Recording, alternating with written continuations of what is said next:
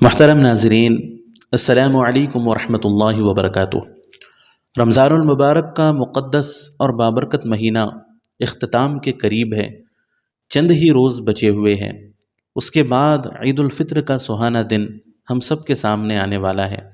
اس وقت سب کے ذہنوں میں یہی سوال گردش کر رہا ہے کہ عید الفطر کا چاند کب نظر آئے گا اور کب ہماری عید ہوگی۔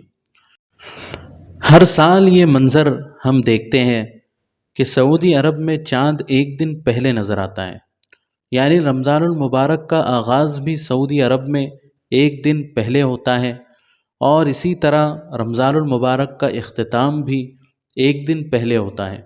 ہندوستان اور پاکستان سے ایک دن پہلے سعودی عرب میں عید منائی جاتی ہے، لیکن اس سال معاملہ تھوڑا حیرت انگیز ہے۔ لیکن اس سال معاملہ عام سالوں سے تھوڑا ہٹ کر ہے۔ ماہرین فلکیات کے مطابق 29 مارچ کو شوال کا چاند سعودی عرب میں نظر آنے کے امکانات بہت کم ہیں، یہاں تک کہ ٹیلی اسکوپ کے ذریعے سے بھی سعودی عرب میں چاند نہیں دیکھا جا سکے گا۔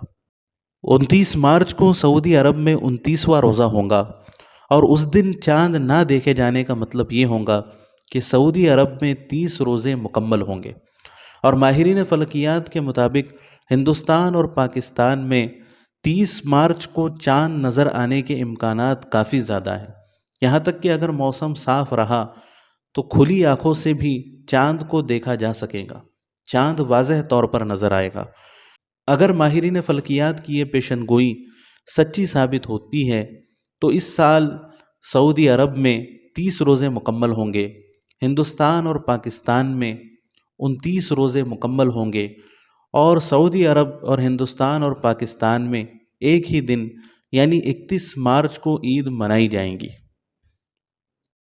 امید کرتے ہیں کہ اس سال عید الفطر پورے عالم میں ایک ہی دن منائی جائے، اور اللہ تعالیٰ سے دعا کرتے ہیں کہ اللہ تعالیٰ ہماری رمضان المبارک کی تمام عبادتوں کو قبول فرمائے، اور اس عید الفطر کو ہماری زندگیوں میں نئی خوشیوں کے آنے کا ذریعہ بنائے۔